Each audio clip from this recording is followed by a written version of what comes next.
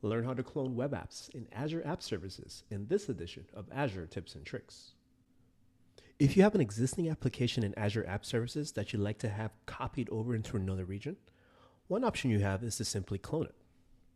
Inside of my application instance, I'm going to type in clone, and I'll select the clone app.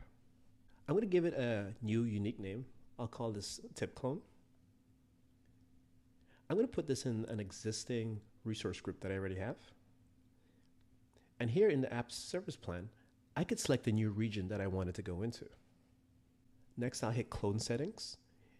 In this section, you'll see that we can clone items such as the application settings, connection strings, deployment source, and even custom domains. I'll select OK, and I'll go ahead and hit create. In just a few moments, our application will be copied over into a new instance running in that region that we selected. Our clone should be complete by now.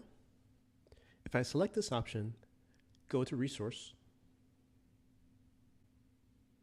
we're now seeing a new instance of our application deployed, and here's the URL. And here you can see our cloned application running inside of the browser.